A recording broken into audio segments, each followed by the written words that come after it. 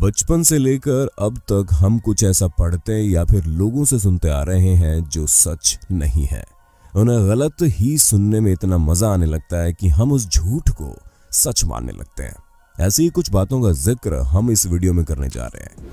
Hindi countdown की इस video में हम झूठ की धूल हटाकर उन कहानियों के सच से आपको रूबरू करवाएंगे। नए व्यूअर जल्दी से सब्सक्राइब कर लें क्योंकि वीडियो के अंत तक आपके होश उड़ने वाले हैं। चलिए शुरू करते हैं। Great wall of China. चीन की दीवार प्राचीन वास्तुकला का एक उत्कृष्ट उदाहरण है। शायद यही वजह है कि दुनिया भर में, खासतौर चीन में, बच्चों को पढ़ाया जाता रहा है कि धरती पर चीन की दीवार एक ऐसी मानव निर्मित चीज है जो कि अंतरिक्ष से भी दिखाई देती है। क्या आपने भी ऐसा सुना है या ऐसा मानते आए हैं? अगर हाँ तो नासा आपसे सहमत नहीं है। नासा तो इस बात को साफ नकार चुका है। नासा का कहना है कि चीन की दीवार लो अर्थ ऑर्बिट से बिल्कुल भी नहीं दिखाई देती। लेकिन हाँ, अगर क्लाइमेट बिल्कुल साफ हो तो कुछ अंदाजा लगाया जा सकता है।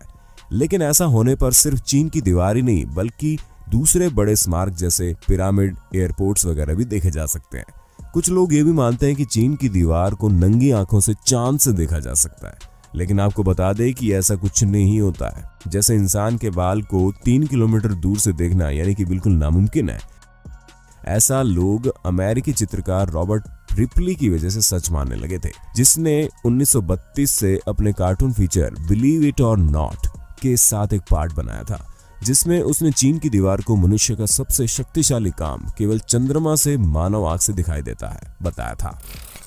ये बात निश्चित रूप से बिना किसी सबूत के कही गई थी, क्योंकि इसके 30 साल बाद यूरी अंतरिक्ष में जाने वाला पहला इंसान बना। इसलिए अगर नंगी आंखों से आपको चीन की दीवार देखनी है तो आपको चांद पर नहीं बल्कि आपको चीन जाना पड़ेगा। लेकिन वहां भी आपको निराशा ही हाथ लगेगी, क्योंकि नॉर्थ बीजिंग के आसपास की दीवार की देखरेख सही की गई है, लेकिन बाकी हिस्सों में अब देखने लायक कुछ नहीं बचा। दीवार की हालत बहुत खराब हो चुकी है। इस दीवार को बनाने के लिए जिस सामान का प्रयोग किया गया था वो भी कुछ खास नहीं था, जिसके कारण आज ये दीवार 1/3 हिस्सा टूट चुकी है।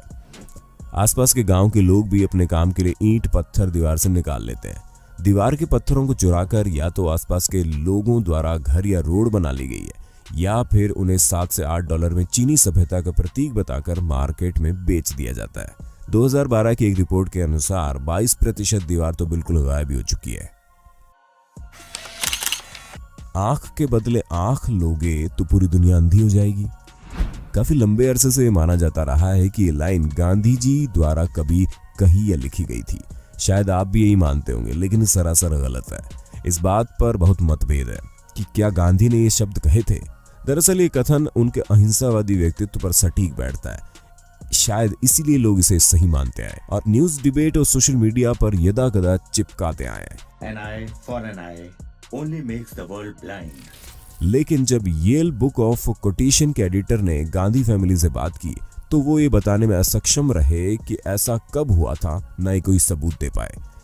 लेखक लुई फिशर ने गांधी जी की बायोग्राफी लिखते समय 2 बार इसी से मिलते जुलते वाक्यांश का उपयोग विभिन्न पुस्तकों में किया, लेकिन गांधी जी की तरफ से नहीं। इसके अलावा ये डायलॉग एक्टर बेन किंग्सले द्वारा 1982 में आई फिल्म गांधी में कहा गया। शायद यही वजह रही होगी कि जो सब इसे सच मान बैठे। नेसिस फोटो। लॉक नेस मॉन्स्टर एक पानी में रहने वाला दानव है जो नेसी के नाम से मशहूर है, जिसकी केवल दंत कथाओं में पुष्टि की गई है। इस दानव के स्कॉटलैंड के लॉक नेस इलाके में निवास करने की कहानियां मिलती है, लेकिन इस जानवर के किसी भी तरह के असली होने के सबूत को खोजने के सभी प्रयास बेकार ही रहे।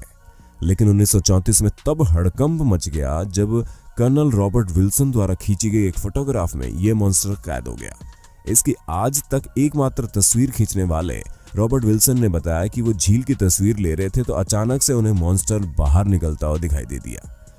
उन्होंने जल्दी से उसकी 4 फोटो ले ली, लेकिन 2 ही सही निकल पाई और एक ही वर्ल्ड फेमस हुई। फोटोशॉप भी उस समय नहीं था, इसलिए उस फोटो पर सबको विश्वास हो गया और लोगों द्वारा उसके देखे जाने की कई मनगढ़ंत स्टोरीज सामने आने लगी, ठीक भारत के चोटी कटवा की तरह। 60 साल तक सब उसे सही मानते रहे, लेकिन 1994 में इस राज से आखिर पर्दा उठ ही गया। दरअसल वो एक सबमरीन खिलौना था जिसे क्रिस पर्लिंग द्वारा बनाया गया। ऐसा बदले की भावना के चलते किया गया। क्रिस मरमाडुक का दामाद था। इस घटना से पहले मर्माडूक को नेसी के कुछ फुटप्रिंट मिले तो उन्होंने उसे अपने एम्प्लॉयर डेली मेल को दिखाए, लेकिन जब मालूम पड़ा कि फुटप्रिंट नकली है तो उनका मजाक उड़ाया गया। इसलिए डेली मेल से बदला लेने के लिए इस कारनामे को अंजाम दिया गया। नेसी की फोटो खींचकर डेली मेल को बेची गई, जिसे उन्होंने झट से खरीद लिया। FIFA world cup 1950। आप भी सोचते होंगे ना, कब वो दिन आएगा जब भारत फीफा वर्ल्ड कप खेलेगा, लेकिन जिन्हें पता नहीं उन्हें बता दे कि ऐसा नहीं है। 1950 में ब्राजील में हुए फीफा वर्ल्ड कप के लिए भारत ने क्वालिफाई कर लिया था। जिन्हें मालूम होगा कि भारत ने क्वालिफाई किया था तो वो लोग ये भी जानते होंगे कि तब भारतीय खिलाड़ी बिना जूतों के नंगे पैर फुटबॉल खेलते थे, लेकिन नंगे पैर उन्हें इस टूर्नामेंट में खेलने की इजाजत नहीं मिली, जिसकी वजह से भारत ने नाम वापस ले लिया। लेकिन ये सिर्फ महज एक झूठ ही है। इसके अलावा बहुत मानते हैं कि तब ब्राजील का सफर लंबा और महंगा था और AIFF के पास इन पर खर्च करने के लिए समय और पैसे दोनों ही नहीं थे, इसलिए हम पीछे हट गए। लेकिन ये दोनों ही बातें गलत है, क्योंकि आयोजकों ने भारत को ब्राजील लाने के लिए यात्रा के ज्यादातर खर्चों का भुगतान करने की पेशकश की, लेकिन भारत इसलिए पीछे हट गया क्योंकि टीम सिलेक्शन से AIFF नाखुश था और प्रैक्टिस के लिए कम समय दिया गया था। टीम के कप्तान शैलेंद्र मन्ना के मुताबिक तब AIFF फीफा वर्ल्ड कप को ओलंपिक की तुलना में ज्यादा सीरियसली नहीं लेते थे। Largest employment. आपने भी ये जरूर सुना होगा या खुद दूसरों को गर्व से बताते हुए आए होंगे कि पूरी दुनिया के मुकाबले भारतीय रेलवे विभाग में सबसे ज्यादा कर्मचारी काम करते हैं। दरअसल ये सच नहीं है, क्योंकि जब 2015 में सर्वे किया गया तो मालूम पड़ा इसमें इंडियन रेलवे 8वें स्थान पर है, जिसमें 1.4 मिलियन लोग काम करते हैं। वहीं 9वें नंबर पर इंडियन आर्म्ड फोर्सेस आती हैं, जिसमें 1.3 मिलियन लोग काम करते हैं। सबसे टॉप पर 3.2 मिलियन कर्मचारियों के साथ अमेरिकी रक्षा विभाग है। दूसरे नंबर पर चीन की पीपल्स लिबरेशन आर्मी है, तीसरे पर वॉलमार्ट और चौथे पर मैकडॉनल्ड्स हैं। लेकिन 2017 में आई फोर्ब्स की रिपोर्ट के अनुसार इंडियन रेलवे अब 1.54 मिलियन कर्मचारियों के साथ 7वें पायदान पर पहुंच चुकी है। उम्मीद है अब आपकी जानकारी अपडेट हो गई होगी, लेकिन थोड़ा इंतजार कीजिए क्योंकि 4 अभी बाकी है। National sport. हम न जाने कब से NCERT बुक्स में ये पढ़ते आ रहे हैं कि हॉकी भारत का राष्ट्रीय खेल है। हो सकता है आपने इस पर निबंध भी लिखा हो। ये सामान्य ज्ञान की हर किताब में है, प्रतियोगी परीक्षाओं में भी, यहाँ तक कि सरकारी वेबसाइट में भी लिखा है। लेकिन हम आपको बता दें कि देश को 8 ओलंपिक गोल्ड और 1 विश्व कप दिलाने वाले इस खेल को भारत के राष्ट्रीय खेल का दर्जा हासिल नहीं है। जी हाँ, ये हम नहीं, खेल मंत्रालय ने एक RTI क्वेरी का जवाब देते हुए बताया है।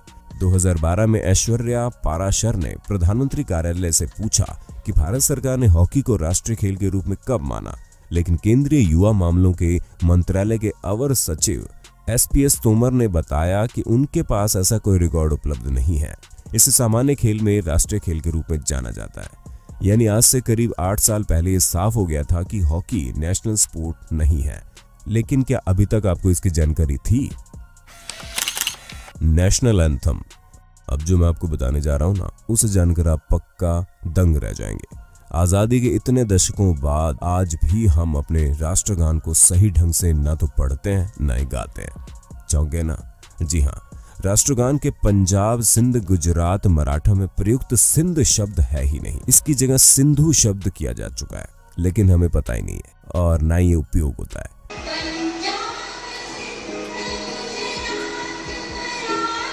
जनवरी 1950 में इसे बदलकर सिंधु किया जा चुका है। दरअसल सिंध अब पाकिस्तान का प्रांत है, इसलिए इसे बदलकर सिंधु कर दिया गया, जो सिंधु नदी का प्रतिनिधित्व करता है। ये नदी है तो पाकिस्तान में, लेकिन बहती भारत की घाटियों यानी जम्मू कश्मीर में।